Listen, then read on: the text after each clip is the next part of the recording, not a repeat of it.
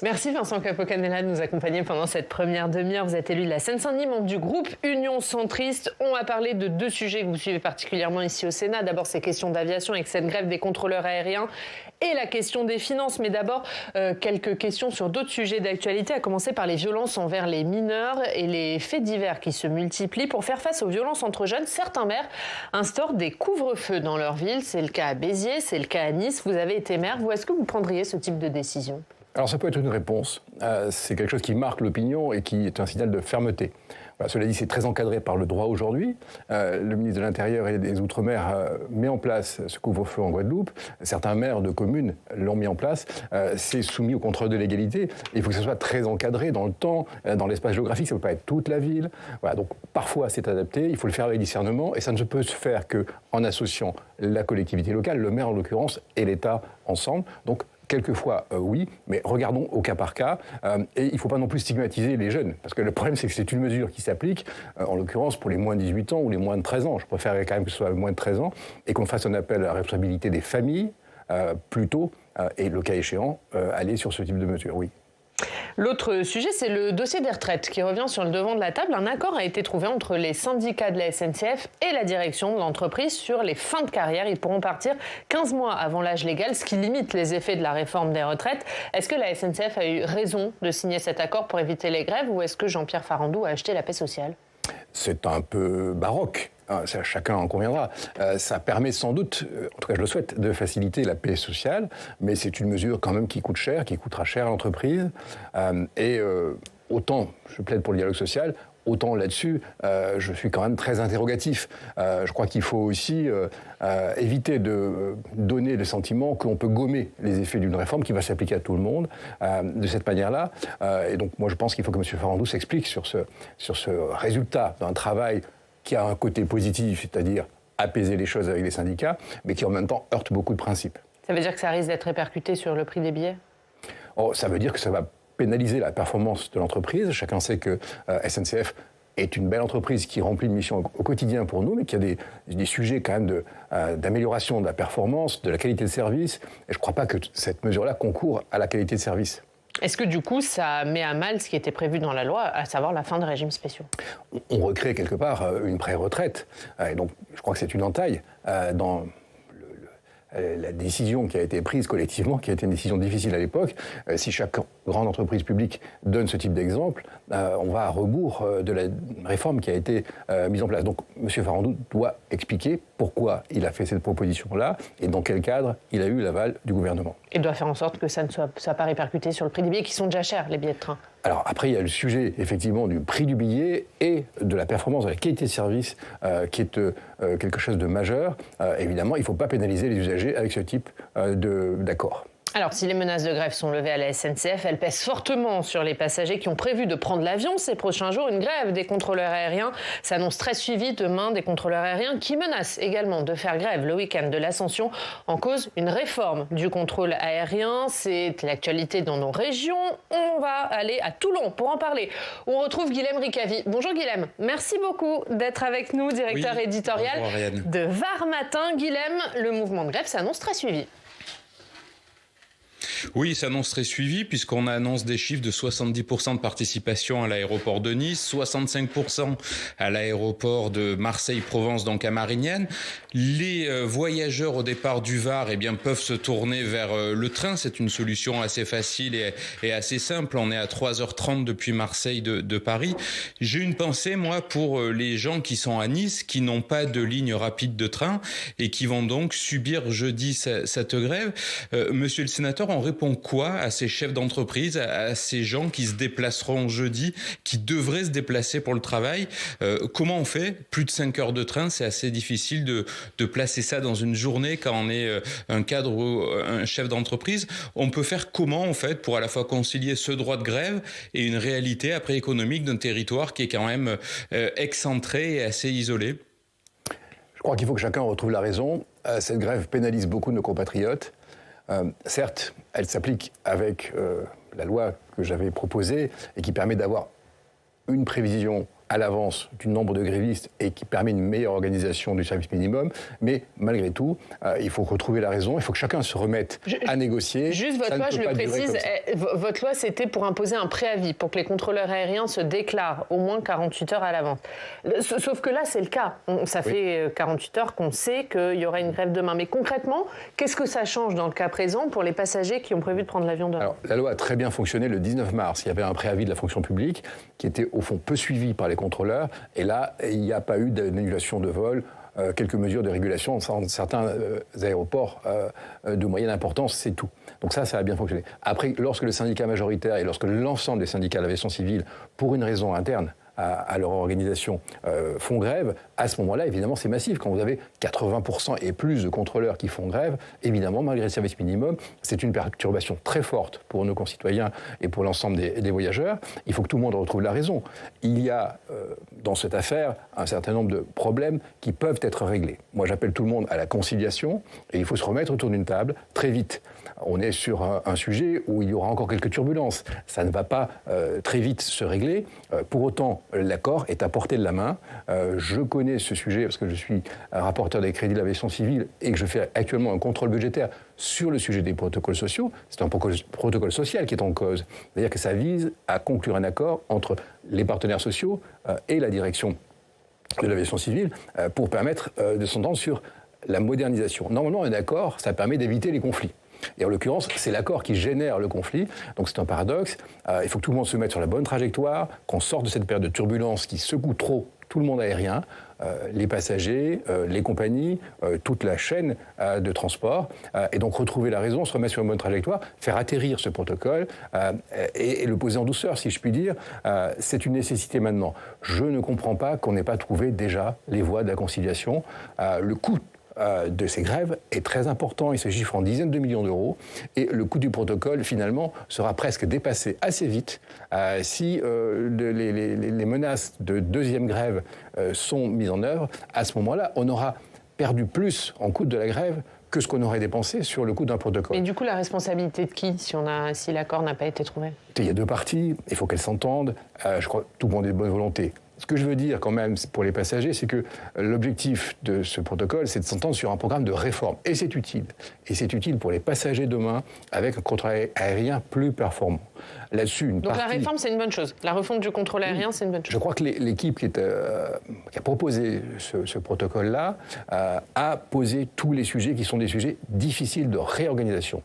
Le métier de contrôleur n'est pas un métier facile. C'est un métier qui s'exerce H24, 7 jours sur 7, tout au long de l'année, et qui vise à assurer la sécurité des vols. Donc c'est très important, quand on est contrôleur aérien, d'avoir un certain nombre de moyens et d'avoir un environnement de travail qui permette de l'exercer au mieux.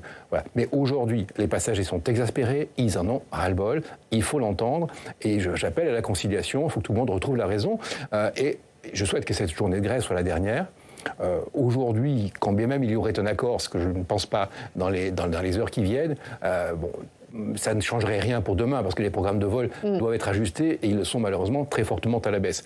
Mais il faut que mais ça changerait pour le week-end de d'ici la fin de la semaine, il faut qu'un accord soit trouvé. Mais est-ce que ça veut dire que les pouvoirs publics vont devoir céder ? Ça veut dire qu'il y a un certain nombre de points d'accompagnement social qui sont légitimes et qui doivent être regardés. Et ensuite, il faut aussi que les contrôleurs entendent la voix de la raison. Ils ont un rôle majeur. C'est comme les pilotes, finalement. L'avion ne décollera pas si le contrôle aérien ne donne pas le top et n'assure pas la sécurité des vols. C'est un sujet sur lequel on doit être effectivement extrêmement rigoureux. Bon, bien, là-dessus, il n'y a aucun doute. Donc, on a besoin des contrôleurs, mais il faut aussi qu'ils comprennent l'environnement social. La période n'est pas la plus simple pour obtenir des concessions aussi. Donc voilà, je pense que l'accord est à portée de la main, mais maintenant il faut que le gouvernement siffle un peu la fin de la récréation, si je puis dire. De quelle manière ? Eh bien, il faut que le gouvernement mette tout le monde autour de la table. Chacun a posé les sujets. Tout est sur la table aujourd'hui. Et je pense que les contrôleurs et la direction peuvent trouver un accord. Je le souhaite en tout cas. Guilhem ? Oui, une question un peu plus large. On voit bien aussi que aujourd'hui il y a une tentation de décarboner nos activités et clairement, on regarde rapidement vers les liaisons par avion sur des trajets courts en France, mais qui sont là aussi très utiles pour désenclaver les territoires. Comment on se projette à 10 ans, à 20 ans? Est-ce que c'est la fin des petits aéroports, des aéroports de région? Je pense dans le Var à celui d'hier. Est-ce qu'il y a une menace qui plane réellement? Comment on accompagne en fait ce changement, cette réforme, j'allais dire, des méthodes de déplacement? Je crois que nous avons la chance d'avoir un maillage aéroportuaire qui est relativement fin, qui dessert nos territoires, qui dessert nos régions. Et certaines régions sont enclavées et ne peuvent pas uniquement miser sur le train. Ensuite, on voit qu'il y a un sujet, ne serait-ce qu'en cas de conflits sociaux, qui est d'avoir la complémentarité entre les deux modes de transport. Donc n'opposons pas les deux, c'est utile dans tous les cas de figure. Ensuite, il y a une révolution que le transport aérien est en train d'accomplir, qui prendra encore un petit peu de temps, mais qui est vers l'avion à hydrogène, vers l'avion électrique, et en tout cas à très court terme pour les carburants d'aviation durable. J'y travaille avec un certain nombre de partenaires là-dessus et je souhaite qu'on avance sur les liaisons régionales strictement. Il y aura des avions électriques, voire des avions hybrides à relativement court terme sur les petits modules. Et ensuite, il faut miser très fort sur les carburants d'aviation durable. C'est ce qui permettra de décarboner assez largement le secteur aéronautique et d'assurer la liaison avec nos territoires. On va remercier Guilhem Ricavi. Merci beaucoup, Guilhem, d'avoir été avec nous. Merci. On regarde ensemble votre une. Il ne fait pas très beau chez vous. Non, alors il faisait pas beau ces derniers jours, il fera frais cette semaine dans le Var. C'est à la une de Var Matin, la météo dans tous ses états. Merci Guillaume, merci beaucoup d'avoir été avec nous ce matin. On va parler finances, vous êtes membre de la commission des finances, c'est évidemment un autre sujet que vous suivez ici au Sénat. Et on va parler de l'état des finances publiques. Le gouvernement cherche des économies mais refuse toujours de taxer les hauts revenus et les profits. Et c'est pas forcément du goût des centristes qui font plusieurs propositions. On fait le point avec Quentin Calmet.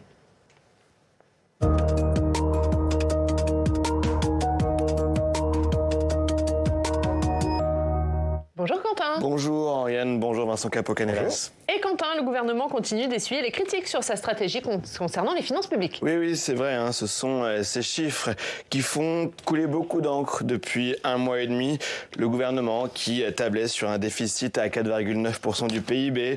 Fin mars, l'INSEE qui a révélé que ce chiffre serait plutôt à 5,5% du produit intérieur brut. En cause, une rentrée de la TVA bien inférieure aux prévisions arrêtées à l'automne dernier par l'exécutif. D'ailleurs, Bruno Le Maire en a parlé hier sur France 2 aux 20h. Écoutez un extrait de ce qu'a dit le ministre de l'économie.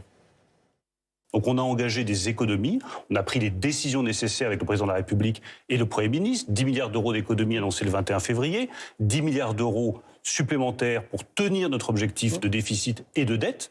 Ensuite, il faut comprendre ce qui s'est passé. J'ai demandé à mes administrations de m'expliquer ce qui s'était passé, pourquoi est-ce qu'il y avait eu cette erreur, et surtout comment faire pour qu'elle ne se renouvelle jamais. Voilà, on a un peu l'impression, Vincent Capo-Canellas, que Bruno Le Maire, il rejette la faute sur son administration. C'est pas moi, c'est une erreur de l'administration. Vous comprenez cet argument? C'est un peu la politique de la défausse. Et ça m'étonne quand on est en charge de l'économie et des finances. Donc, je pense que c'est à minima une maladresse. Et en tout cas, il faut dire la vérité aux Français, la croissance ne suffira pas à régler nos problèmes de dette et nos problèmes de déficit. On doit faire des efforts. La question, c'est qu'il faut qu'ils soient équitablement répartis. Et il nous faut un langage de vérité. Au fond, il y a un certain nombre de politiques publiques qu'il faut revisiter pour garder l'équité territoriale et sociale. Mais pour franchir cette étape, on a un sujet de crédibilité et chacun mais juste le demande. Sur Bruno Le Maire, pour vous, il n'assume pas ses fonctions de ministre de l'économie? La phrase que vous avez citée témoigne quand même du fait qu'il envoie la balle vers ses services.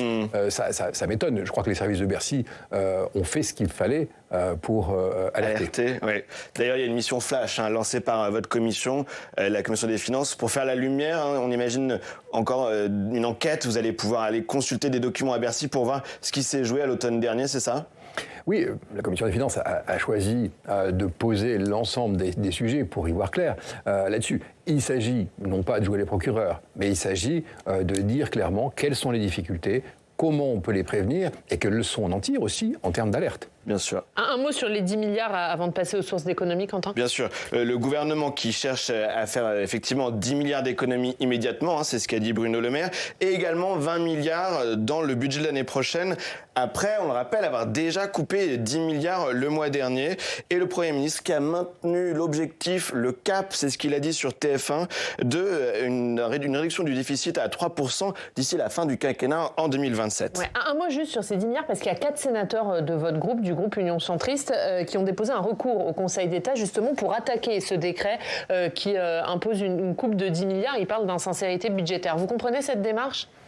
Je crois qu'on a tous à l'esprit que pratiquer par décret, c'est pas non plus la meilleure solution parce que il y a une moindre transparence. Chacune des administrations de l'État d'ailleurs cherche si elle est ou pas la victime, si je puis dire, de ces coupes budgétaires. Donc voilà, la pratique du décret, c'était peut-être une façon de répondre à l'urgence, mais il faut rapidement créer les conditions. Mais là, il y a des problèmes politiques avec l'Assemblée nationale pour qu'il y ait un débat parlementaire et que le Parlement joue pleinement son rôle. On a besoin, dans cette affaire-là de déficit, de respecter un certain nombre de procédures, respecter la procédure parlementaire. Je pense que c'est la base. Alors justement, il y a débat sur où trouver ces économies, quelles sont les sources d'économies, ou est-ce qu'il faut de nouvelles recettes ? Exactement. On avait vu la présidente de l'Assemblée nationale, Yaël Braun-Pivet, appeler à poser ce débat intégralement avec l'idée d'augmenter certains impôts, comme ceux sur les superdividendes. Elle a parlé d'une possible contribution exceptionnelle lorsqu'il y a des superdividendes, des superprofits, des rachats d'actions massifs. Fin de citation. Les députés MoDem avaient même réussi à faire voter un tel amendement lors de l'examen du budget en 2022. Il visait à taxer à 35% les superdividendes, excédant de 20% la moyenne de ceux versés au cours des 5 dernières années. Et au Sénat, cette idée avait également été reprise par les centristes. Au même moment, en 2022, un amendement avait été déposé qui visait à prévoir une contribution exceptionnelle de solidarité à hauteur de 20% sur le bénéfice net réalisé en 2021 lorsque celui-ci a dépassé 1 million d'euros, a été supérieur de 20% ou plus à la moyenne des bénéfices nets réalisés en 2017, 2018, 2019. L'amendement n'avait pas été adopté à l'époque, mais donc l'autre idée proposée par les centristes du Sénat, et Hervé Marseille l'a redit sur notre antenne il y a un mois, c'est de revenir sur certaines niches fiscales. Par exemple, le président de votre groupe centriste a parlé des plans d'épargne retraite où il y a une fiscalité trop particulière, trop satisfaisante pour les gros investisseurs. Pour l'heure, le gouvernement se refuse à augmenter tout impôt. Alors, une petite question très précise d'abord. Est-ce que vous allez reproposer des amendements sur les super profits comme ceux qu'on vient d'évoquer à l'instant ? Alors, d'abord, il y a plusieurs choses. Il y a eu une amélioration sur le terrain de l'emploi. Et ça, c'est positif. On a retrouvé l'attractivité économique. Mais par contre, on n'a pas réglé nos questions financières. Il faut garder un mix, si j'ose dire, qui soit... un bon équilibre. Un bon équilibre. Et ne pas casser ce qui nous reste de croissance. On est a priori un peu meilleur que d'autres là-dessus, mais il faut trouver des mesures de régulation budgétaire. Donc, sans tuer la croissance, moins on dépense d'argent public, en général, moins est forte la croissance. Donc, c'est toute la difficulté. Il faut trouver un bon équilibre. Ensuite, il faut assurer une forme de justice là-dessus. Il y a des efforts à faire. Voilà, on a donné des pistes. Il y a eu la période du Covid aussi, où certains grands groupes ont fait, notamment après sur la crise énergétique aussi, un certain nombre de profits. Les transporteurs maritimes, par exemple. Et donc là-dessus, on a posé un certain nombre de sujets. Ensuite, il y a des réductions d'impôts qui sont annoncées pour les entreprises. Je pense notamment à la dernière partie de la CVAE. Là-dessus, on peut poser la question. Taxe sur la valeur ajoutée. On peut poser la question du rythme. Voilà. Et donc, la question que nous posons, c'est est-ce que nous pouvons... C'est-à-dire juste aussi... qu'il ne faut pas la supprimer tout de suite, la CVAE ? Là, c'est étalé. Déjà, le gouvernement a étalé. Mais il faut réfléchir à cet étalement.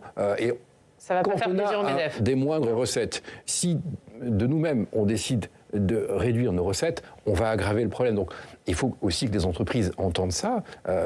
Quand elles réfléchissent à leur compte d'exploitation, elles essayent de prendre des mesures réalistes. L'État aussi doit faire ça. Chacun demande aujourd'hui des subsides, mais personne vraiment ne défend l'équilibre général. Donc, il faut qu'on change aussi notre logiciel. Et nous, ce que nous disons, c'est qu'il y a des mesures de justice aussi qu'il faut trouver là-dedans pour permettre une forme d'équité. On ne peut pas demander aux Français de faire tous les efforts. On ne peut pas demander aux entreprises non plus de les faire tout seul. Il faut que l'État en fasse. Il faut que l'État, que le gouvernement donne une ligne claire sur une juste répartition des efforts et une crédibilité. c'est très important budgétaire que nous devons avoir parce que aujourd'hui l'Europe nous protège, l'euro nous protège, mais ce n'est pas une assurance tout risque et on voit bien qu'on devient vulnérable. Donc là-dessus, on a fait des propositions pour assurer la justice. Le Premier ministre a annoncé une mission sur les rentes. Je crois que le gouvernement est ouvert au dialogue, mais il faudra qu'on sache, à un moment donné, arrêter la politique politicienne sur ces questions-là, trouver un accord. L'ensemble des groupes politiques à l'Assemblée nationale et au Sénat doivent trouver un accord pour assurer la solidité financière de la France. On le disait, il y a Yaël Braun-Pivet, donc une partie de la majorité présidentielle, une partie de Renaissance. On a les députés MoDem qui avaient déjà fait ces propositions sur les superdividendes. Il y a vous également. On imagine que la gauche peut vous suivre au Sénat. Il peut y avoir des majorités de circonstances pour faire adopter de telles mesures, de telles taxes sur les superdividendes cette année, vous le croyez ? Moi, je souhaite qu'il y ait une majorité des différents groupes pour assurer des mesures dont celle-ci, mais qui permettent d'assurer la solidité financière du pays. Donc vous leur en proposerez ? Bien évidemment, ça fait partie de nos propositions. Elles ont été renouvelées lorsque le ministre de l'Économie et des Finances, M. Le Maire, a réuni les différents groupes il y a peu de temps à Bercy. Mais il faut un dialogue et les parlementaires ont un devoir qui est d'assurer l'équité, mais aussi la solidité financière du pays. Et ça passera par ce type de mesures sur les dividendes notamment. Un dernier mot, Quentin ? Oui, l'avis du Haut Conseil des finances publiques qui a été rendu la semaine dernière, une instance indépendante du gouvernement présidée par Pierre Moscovici, qui parle d'un manque de crédibilité et de cohérence de la trajectoire financière. On parle d'un avis rendu la semaine dernière, qui est donc extrêmement sévère et qui dit qu'il doit y avoir maintenant un ajustement massif. Il faut des sources d'économie structurelles. C'est encore un sujet dont il faut vraiment s'emparer au-delà de ces recherches d'économie de bout de chandelle, vous le croyez ? Oui, écoutez, il y a à la fois des mesures d'urgence qu'il faut prendre, et dans ce cas-là, c'est fermer des robinets, si je puis dire, c'est-à-dire qu'il y a un certain nombre de flux sur lesquels on peut parfois réduire. Mais ensuite, il faut une réflexion structurelle sur les différentes politiques publiques. Les opérateurs de l'État, quelquefois, ont fait ce travail, parce qu'ils n'ont pas eu le choix. Et donc, il faut qu'on s'interroge aussi, et il y a un certain nombre de champs sur lesquels il y a un travail à faire. Sur les retraites, on dépense quand même toujours plus que nos comparables européens. Ça ne fait pas plaisir de le dire, mais il faut l'entendre. Okay. Sur le champ social, il y a aussi un certain nombre de choses. Les aides aux entreprises, c'est un secteur qui doit être regardé. Les collectivités locales investissent beaucoup pour les infrastructures dans nos territoires. Et il faut aussi qu'on regarde avec elles comment pas pénaliser les investissements. Voilà, donc tout ça doit être posé. Mais voilà, soyons réalistes, on ne peut pas faire comme si ça pouvait continuer sans changement. Merci Quentin. On rappelle qu'il y aura un débat au Parlement la semaine prochaine, lundi à l'Assemblée, mardi après-midi ici au Sénat, sur la question de ce programme de stabilité et de l'état de nos finances publiques. Ce sera évidemment à suivre. À tout à l'heure, Quentin. À tout à l'heure, Ariane. Je reviens dans le club. On fera le bilan des 100 premiers jours de Gabriel Attal à Matignon. Ce sera à suivre dans le club. Une dernière question un peu plus politique, Vincent Capo-Canella, puisqu'on a appris hier que Mathilde Panot, la chef des députés insoumis, était convoquée par la police pour apologie du terrorisme suite à un communiqué de son groupe parlementaire. C'était le 7 octobre, un communiqué qui mettait en parallèle l'attaque du Hamas et, je cite, l'intensification de la politique d'occupation israélienne dans les territoires palestiniens. Jean-Luc Mélenchon a réagi hier à cette convocation. Il dénonce un événement sans précédent dans l'histoire de notre démocratie. Qu'en pensez-vous ? Je crois que la justice fait son travail. LFI a toujours eu des positions par rapport à l'action terroriste que mène le Hamas, qui étaient des positions pour le moins ambiguës, voire ou pas, d'aller jusqu'au soutien. C'est quelque chose qui s'applique, c'est-à-dire qu'il y a une règle de droit, et autant je défends la liberté d'expression, autant il est légitime que la justice regarde si ce qui a été publié est conforme au droit ou pas. Mais ce communiqué, il a été publié il y a 6 mois. Aujourd'hui, on est en pleine campagne des européennes. Est-ce que du coup, ça ne pose pas un problème ? Je crois comprendre que c'est Mme Panot qui a rendu public cette enquête. Voilà, que la justice du pays fonctionne, ça ne me choque pas. Après, Mme Panot pourra se défendre, bien évidemment, et il n'y a pas aujourd'hui de condamnation à ce stade. On verra ce qu'il en est demain. Merci beaucoup. Merci Vincent Capo-Canella d'avoir été notre invité ce matin. Dans 20 minutes, on reparlera de cette convocation de Mathilde Panot dans le club et on parlera également des 100 jours de Gabriel Attal. Ce sera à suivre. D'abord, on accueille notre prochain invité. C'est le patron de Système U, Dominique Schelcher, qui nous rejoint.